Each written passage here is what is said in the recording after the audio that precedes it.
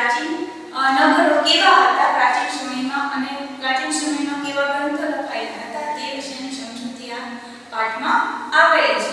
તો ચાલો આ પાઠની શરૂઆત કરીએ.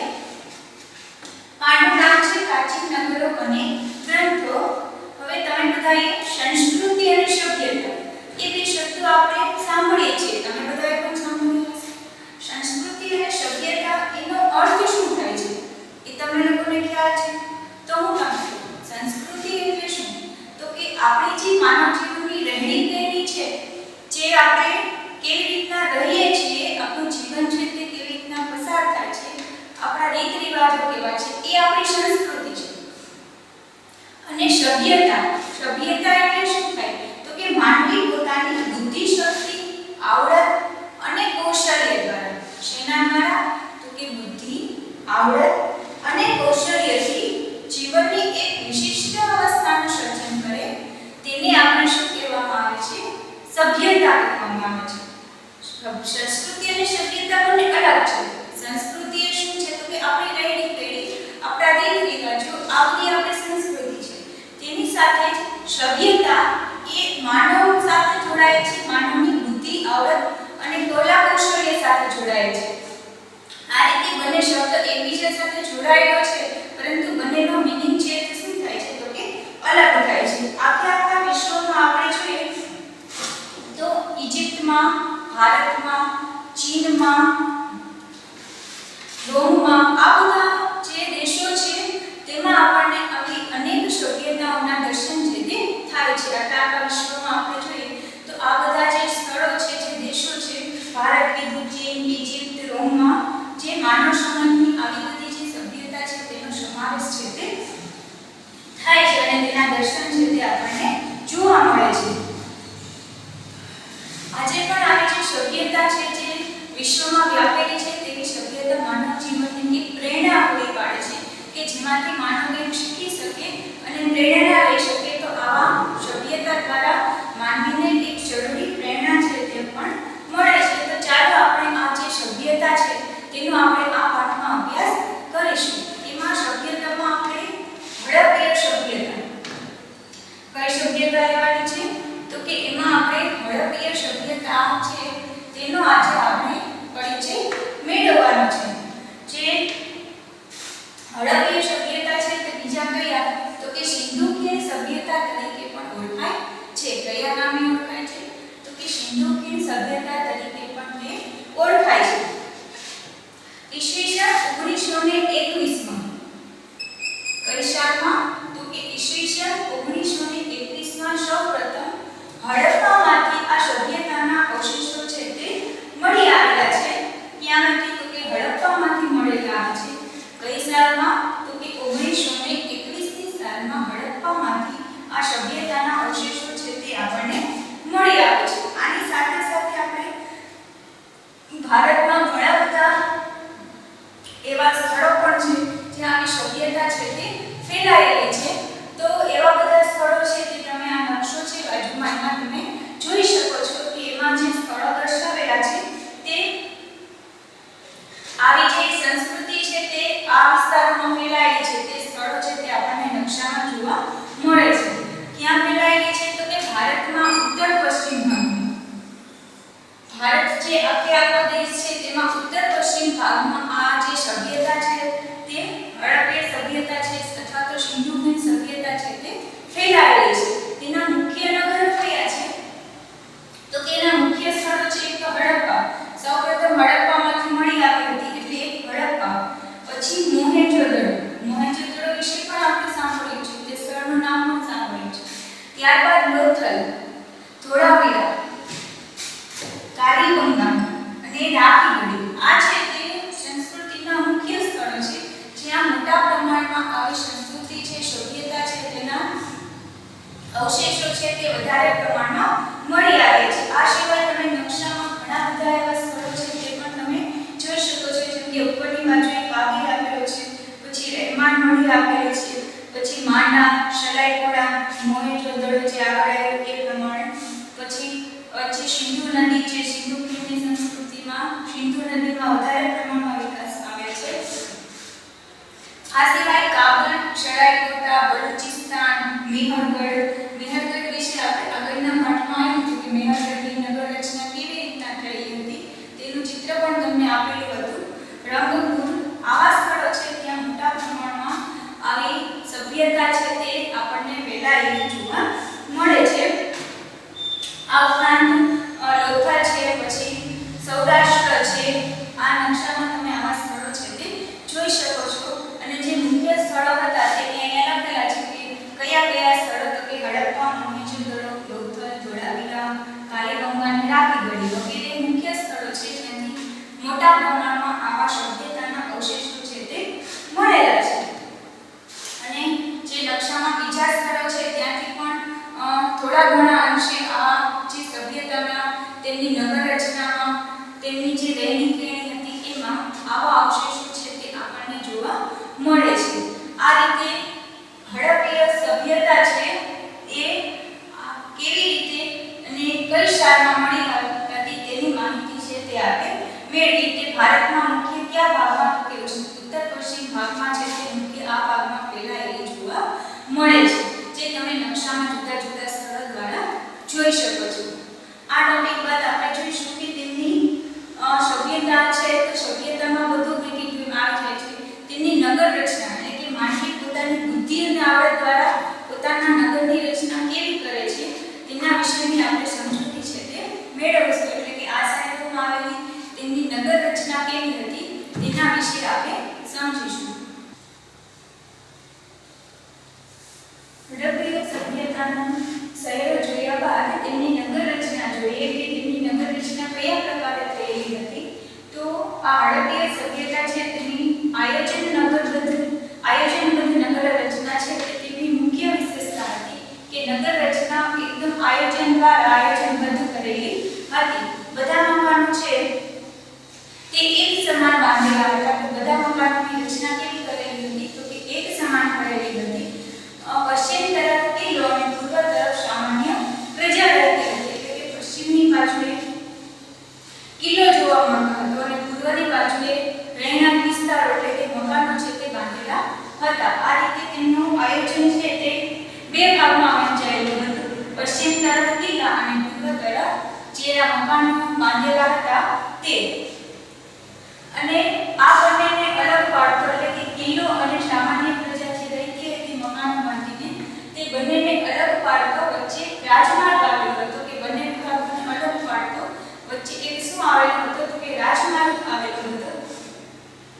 પશ્ચિમમાં જે કિલ્લો આવેલો હતો, જ્યાં લખેલું છે કે પશ્ચિમ તરફ કિલ્લો આવેલો હતો, તો આ પશ્ચિમ તરફ આવેલા કિલ્લાની ફરતે કોટ બાંધવામાં આવેલો હતો. કિલ્લાની ફરતે શું હતું, તો કે કોટ હતો. એટલે કે જેમણે આ સભ્યતામાં જે રિસર્ચ કરેલું છે કે શોધેલા છે તે લોકોએ એવું માન્યું હતું કે કદાચ આ કિલ્લામાં જે શાસકો છે ત્યાંના તે રહેતા હશે. આવું તેમણે સંભવિત છે, કાંઈ જે સાબિત થયેલું નથી પરંતુ સંભવિત છે કે અહીંયા કદાચને શાસકો છે તે રહેતા હોવા જોઈએ. અહીંની નગર રચનામાં મોટે ભાગે ઈંટો વપરાતી હતી. એટલે બાંધકામ શેના દ્વારા કરવામાં આવતું હતું, તો કે આખું બાંધકામ છે તે ઈંટો દ્વારા કરવામાં આવતું હતું. હવે જોઈએ નગરોની વિશેષતા. એટલે કે નગર રચના તો જોઈ, હવે આ નગર રચના થયેલી તેની વિશેષતા શું છે નગરોની કે શહેરોની. તો એમની મુખ્ય વ્યવસ્થા છે કે આયોજનબદ્ધ મકાન વ્યવસ્થા. એટલે કે અહીંના મકાનો છે તે આપણને કેવા જોવા મળે છે, તો કે આયોજનબદ્ધ છે તે મકાનો છે તે જોવા મળે છે. પૂર અને ભેજથી બચવા માટે લોકો ક્યાં, તો કે ઊંચા ઓટલા ઉપર મકાનો છે તે બાંધે છે. શાનાથી બચવા માટે, તો કે ભેજ અને જે પૂર વરસાદનું પાણી આવે છે તેનાથી બચવા માટે ઘરમાં ઘૂસી ન જાય પાણી અને ફરતે ભેજ ન આવે તે માટે મકાનો ક્યાં બાંધવામાં આવે છે, તો કે ઊંચા ઓટલા ઉપર બાંધવામાં આવે છે. અને આ મકાનોની એક ખાસ વિશેષતા એ હતી કે મકાનોના દ્વાર અંદરની તરફ પડતા હતા. મકાનોનું એક પણ દ્વાર છે એટલે કે દરવાજો છે તે મુખ્ય રસ્તા ઉપર ન પડવાને બદલે બધા દ્વાર છે તે ક્યાં, તો કે અંદરની તરફ પડતા હતા. એ આ નગર રચનાની એક મુખ્ય વિશેષતા છે તે આપણને જોવા મળે છે. આપણે મોટે ભાગે મકાનો બાંધીએ તો એનું જે દ્વાર મુખ્ય દરવાજો હોય તે કોઈ મેઇન શેરીમાં કે રોડમાં પડતું હોય છે, પરંતુ આ લોકોની નગર રચના એવી કરેલી હતી કે બધા મકાનોના દ્વાર છે તે અંદરની બાજુએ પડતા હતા. એક પણ દ્વાર છે કે દરવાજો છે તે મુખ્ય રસ્તા પર જોવા મળતો નહોતો. એ એમની મુખ્ય વ્યવસ્થા હતી. અહીં બે માળના મકાનો, કેટલા માળના? તો કે બધા મકાનો છે તે કેટલા માળના જોવા મળતા હતા? તો કે બે માળના મકાનો છે તે જોવા મળતા હતા. અને અહીંના જે રસ્તાઓ છે તે પણ સુવિધાયુક્ત હતા, કે સુવિધા છે તે રસ્તાઓની વ્યવસ્થિત કરેલી હતી. બે મુખ્ય માર્ગો જે રાજમાર્ગો તરીકે ઓળખાતા હતા, ઉત્તરથી દક્ષિણ અને પૂર્વથી પશ્ચિમ, આ બે રાજમાર્ગો છે તે જોવા મળતા હતા. કયા કયા? તો કે ઉત્તરથી દક્ષિણ તરફ એક જતો હતો અને એક પૂર્વથી પશ્ચિમ તરફ જતો હતો. આ બે રાજમાર્ગો છે તે આપણને અહીં નગર રચનામાં જોવા મળે છે. અને આના મુખ્ય સમયાંતરે જે માર્ગો છે તેમાં સમયાંતરે એટલે કે થોડા થોડા અંતરે શેરીઓ છે તે પણ આવેલી જોવા મળે છે. નગરની રચના છે તેની વિશેષતા આપણે જોતા હતા. ના રસ્તાઓ છે કે મુખ્ય માર્ગો છે તે એની સમયાંતરે શેરીઓ આવેલી હતી, કે જે રસ્તાઓ અને માર્ગો છે તેની એટલે સમયાંતરે એટલે કે થોડા થોડા અંતરે શેરીઓ આવેલી હતી. તેમના રસ્તાઓ છે તે એકબીજાની કાટખૂણે કાપતા હતા. ત્યાં જે રસ્તાઓ આવેલા છે તે એકબીજાને કાટખૂણે કાપતા હતા. અને રસ્તાઓ અને શેરીઓની જે રચના છે તે એવી રીતે કરેલી હતી કે આખે આખું નગર છે તે ચોરસ અને લંબચોરસ વિભાગમાં, બંને વિભાગમાં વહેંચાય છે. એટલે કે તેની રચના એવી રીતે થઈ હતી કે જાણે કે આપણને આખું નગર છે કે ચોરસ આકારમાં કે લંબચોરસ આકારમાં આપણને જોવા મળે તેવી રીતે તેની રચના છે તે થયેલી હતી. રસ્તાઓ ઉપર રાત્રિ પ્રકાશની વ્યવસ્થાના પુરાવો પણ મળી આવ્યા છે. એટલે કે રસ્તા ઉપર રાત્રિ પ્રકાશ એટલે કે રાત્રે અંધારામાં પણ પ્રકાશ આવતા જનારને પ્રકાશ મળી રહે તે માટેની વ્યવસ્થા છે તેના પુરાવાઓ પણ મળી આવેલા છે.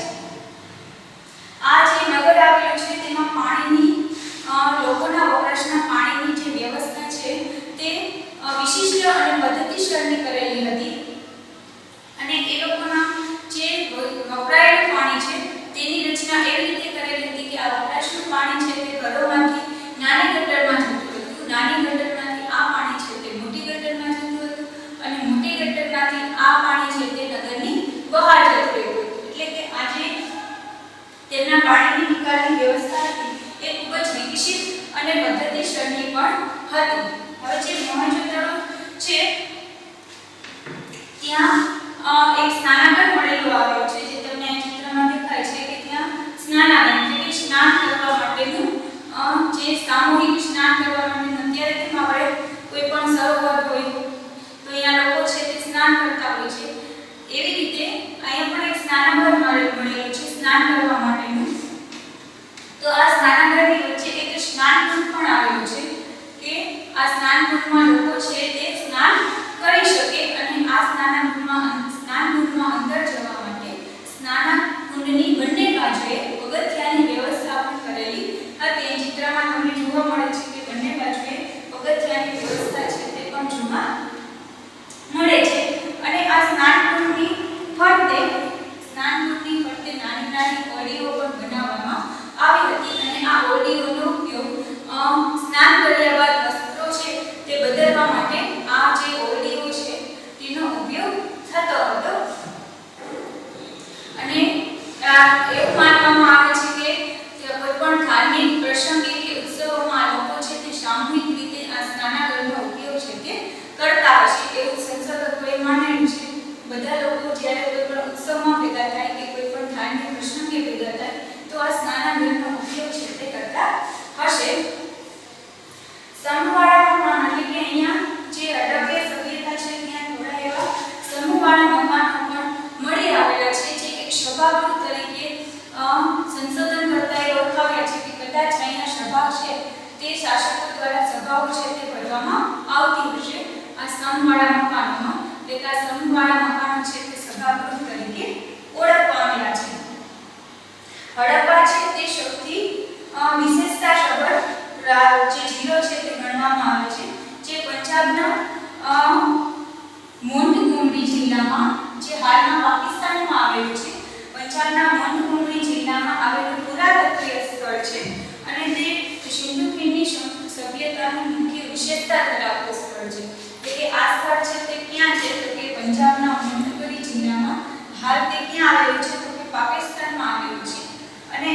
હડપ્પા છે તેમની મુખ્ય વિશેષતા તેમના અન્ન ભંડારો છે. અન્ન ભંડાર એટલે કે અન્નને સાચવી રાખવા માટે બનાવવામાં આવેલા ભંડાર કે શાસકો છે તે અન્નની વ્યવસ્થા કરવા માટે લોકોને જરૂર પડે ત્યારે અન્ન પૂરું પાડવા માટે તે આ ભંડારો છે તે ભરી રાખતા હતા કે કોઈ આપત્તિના સમયે કે કોઈ મુશ્કેલીના સમયે લોકો છે તે અન્ન ભંડારોમાંથી અન્ન છે તે મેળવી શકે. એટલે આ અન્ન ભંડારો છે તે હડપ્પા જે સભ્યતા છે ત્યાંની મુખ્ય વ્યવસ્થા જોવા મળે છે. રાવી નદીના કિનારે, કઈ નદીના કિનારે? રાવી નદીના કિનારે ઘાટ જેટલા અન્ન ભંડારો છે તે જોવા મળે છે. એટલે કે રાવી નદીના કિનારે આપણને 12 જેટલા અન્ન ભંડારો છે તે પણ જોવા મળે છે. અને આ અહીંની મુખ્ય વિશેષતા છે જે હડપ્પા સભ્યતાની અન્ન ભંડારો છે તે તેમની મુખ્ય વ્યવસ્થા જોવા મળે છે. લોથલ છે તે અમદાવાદ જિલ્લામાં ધોળકા તાલુકામાં ભોગાવો નદીના કિનારે જે આવેલું છે. આપણે જે પુરાતત્વીય સ્થળો જોયા હતા, હડપ્પા સભ્યતાના સ્થળો જોયા હતા, તેમાં લોથલ પણ આવેલું છે. મોહેંજો-દડોની નગર રચના જોયા બાદ આપણે લોથલ વિશે થોડી માહિતી છે તે મેળવીએ. તો કે લોથલ છે તે અમદાવાદ જિલ્લામાં આવેલું છે અને તે કયા તાલુકામાં? તો કે ધોળકા તાલુકામાં આવેલું છે અને ભોગાવો નદીના કિનારે તે આવેલું છે. અહીં પ્રાચીન સમયમાં છે આ લોથલ હતું એ બંદર તરીકે થતો ઔદ્યોગિક નગર તરીકે ઓળખાતું હતું, જ્યાં વેપારી બંદર એ મુખ્ય તેની વિશેષતા હતી કે લોથલ બંદર છે તે વેપારી બંદર તરીકે પણ ઓળખાતું હતું અને એક ઔદ્યોગિક નગર તરીકે તે ઓળખાતું હતું. અહીં જે લોથલ છે ત્યાં ઈંટોનું બનેલું એક માળખું પણ મળી આવ્યું છે જે લોથલમાં મળી આવ્યું છે, જે લોથલ બંદરનો ધક્કો એટલે કે ડોકયાર્ડ તરીકે જાણીતું છે અને તેને લોથલ બંદરનો ધક્કો છે તે માનવામાં આવે છે. જે અહીંયા તમે ચિત્રમાં જોઈ શકો છો તે આપેલું છે, તેને લોથલ બંદરના ધક્કા તરીકે ઓળખવામાં આવે છે. એવું માનવામાં આવે છે કે કદાચ આનો ઉપયોગ કે આ ઈંટોનું માળખું બનાવેલું છે તેનો કંઈક તો ઉપયોગ થતો હશે ને. તો જે સંશોધનકર્તાઓ છે તે એવું માને છે કે કદાચ આનો ઉપયોગ વહાણ છે તે લાંબીને આવતો સામાન કે જે વહાણ છે તે માલ સામાન જે લઈ આવતા હતા અને આ જે માલ સામાન ચડાવવા અને ઉતારવા માટે તે ઉપયોગી બનતો હશે. કદાચ તેમાં તે આ લોકો છે જે વેપાર માટે આવતા હોય, વહાણમાં માલ સામાન લઈને આવતા હોય, કદાચ તે તેને ચડાવવા અથવા ઉતારવા માટે ઉપયોગમાં લેતા હશે એવું માનવામાં આવે છે. આ ઉપરાંત અહીં વખાણો અને મણકા બનાવવાની ફેક્ટરી પણ મળી આવે છે. જે લોથલ છે ત્યાં વખાણો બનાવી અને જે મણકા બનાવવાની ફેક્ટરી છે, વખાણો છે એ પણ મળી આવી છે અને મણકા બનાવવાની ફેક્ટરી પણ મળી આવી છે. તે ઉપરથી કહી શકાય કે જે પ્રાચીન સમયમાં આ લોથલ છે તે ભારતનું સમૃદ્ધ બંદર ગણાતું હશે. કેવું બંદર? તો કે સૌથી સમૃદ્ધ બંદર છે તે ગણાતું હશે એવું માનવામાં આવે છે. અને જે આંતરરાષ્ટ્રીય વેપાર છે તે આ બંદરના મારફતે થતો હશે. આંતરરાષ્ટ્રીય જે વેપાર છે, જે લોકો છે તે દરિયામાં વહાણમાં માલ સામાન લઈ અને એક રાજ્યમાંથી બીજા રાજ્યમાં અથવા એક દેશમાંથી બીજા દેશમાં માલ સામાનની લે-વેચ કરે છે. તો પ્રાચીન સમયમાં આ લોથલ બંદર છે તે આંતરરાષ્ટ્રીય વેપાર છે તે આના મારફતે થતો હશે એવું સંશોધન કરતા માને છે. આ રીતે જે લોથલ છે તે એક સમૃદ્ધ બંદર તરીકે, એક ઔદ્યોગિક બંદર તરીકે અથવા તો એક વેપારી બંદર તરીકે જાણીતું બનેલું છે. લોથલ વિશેની માહિતી મેળવ્યા બાદ હવે ત્યારબાદ સ્થળ છે ધોળાવીરા. ધોળાવીરા ક્યાં આવેલું છે? તો કે ધોળાવીરા છે તે કચ્છ જિલ્લામાં ભચાઉ તાલુકામાં ખડીર બેટ વિસ્તારમાં છે તે આવેલું છે. જે પુરાતત્વીય વિસ્તાર છે અથવા તો પુરાતત્વીય સ્થળ છે ત્યાં કહેવામાં આવે છે. એટલે કે ધોળાવીરા છે તે સૌથી પુરાતત્વીય સ્થળ છે તે માનવામાં આવે છે.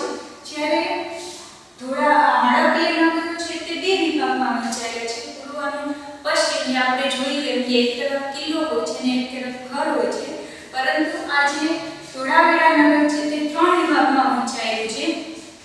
કયા કયા ત્રણ વિભાગમાં વહેંચાયેલું છે? તો કે સીતાડલ કિલ્લો, ઉપલું નગર અને નીચલું નગર. ફરીથી કહું છું કયા ત્રણ? તો કે સીતાડલ કિલ્લો, ઉપલું નગર અને નીચલું નગર. આ જે ત્રણ વિભાગો છે તેમાં ધોળાવીરા શહેર છે તે આપણે વહેંચાયેલું જોવા મળે છે. તેમની વિશેષતા શું છે તો કે તેમની વિશેષતા છે તે વરસાદના પાણીનો સંગ્રહ અને ત્યાંનું સ્ટેડિયમ. ધોળાવીરાની મુખ્ય વિશેષતા કઈ છે તો કે ત્યાંનું સ્ટેડિયમ છે તે તેમની મુખ્ય વિશેષતા છે અને ત્યાં જોવા મળતું વરસાદના પાણીના સંગ્રહ માટે કરેલી વ્યવસ્થા એ પણ તે ધોળાવીરા છે તેમની મુખ્ય વિશેષતા જોવા મળે છે. ત્યારબાદ બીજું આવું જ સ્થળ છે રાજસ્થાનનું કાલીબંગન છે જે કૃષિ ક્રાંતિનો મુખ્ય મથક ગણાય છે. કૃષિ ક્રાંતિ એટલે કે કૃષિ ક્ષેત્રે થયેલી ક્રાંતિ અથવા કૃષિ ક્ષેત્રે થયેલી નવી શોધો તેનું મુખ્ય મથક છે તેને રાજસ્થાન કાલીબંગન છે તે ગણવામાં આવે છે જે હડપ્પીય સભ્યતાનું મુખ્ય મથક છે.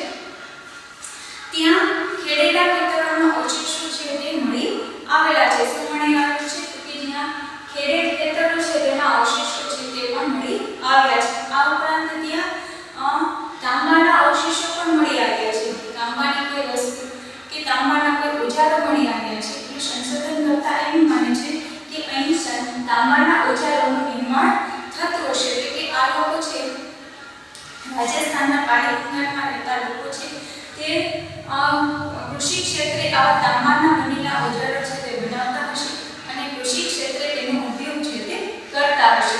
આ રીતે આપણે નગર રચના જે જોઈ તે જે સંસ્કૃતિ સભ્યતાના સ્થળો હતા તેમના મુખ્ય સ્થળો જે સૌપ્રથમ જે આપણે જોયું હડપ્પા ત્યાંની નગર રચના, મોહેંજો-દડો ત્યાંની રચના, પછી લોથલ જે મુખ્ય બંદર હતું તેની રચના આપણે જોઈ હતી તે નગરની, અહીંયા ધોળાવીરા અને ત્યારબાદ રાજસ્થાન. આ જે મુખ્ય સ્થળો હતા પુરાતત્વ વિભાગમાં તેની માહિતી છે અને તેમની નગર રચના છે અને તેમની વિશેષતા છે તેના વિશે આપણે જોયું. આ ઉપરથી આપણે એક તારણ કાઢી શકીએ કે સિંધુ ખીણની સભ્યતાનું નગર આયોજન છે તે કેવું છે તો કે સુવ્યવસ્થિત, સારી રીતે વ્યવસ્થિત કરાયેલું, પછી સુંદર તો કે સુંદર રીતે રચાયેલું.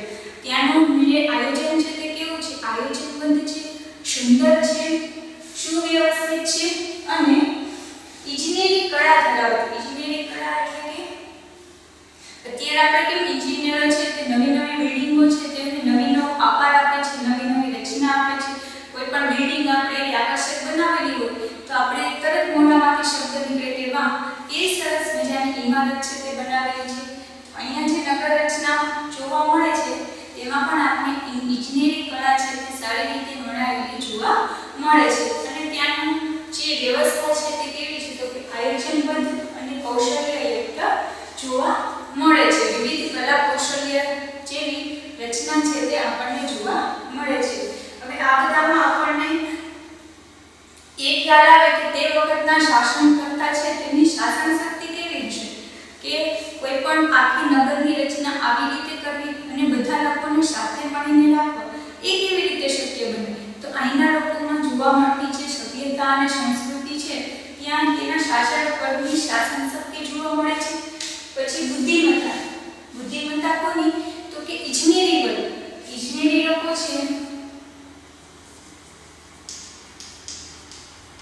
ઇજનેરી વર્ગની બુદ્ધિમત્તા જોવા મળે છે. કોની બુદ્ધિમત્તા તો કે ઇજનેરી વર્ગની બુદ્ધિમત્તા જોવા મળે છે.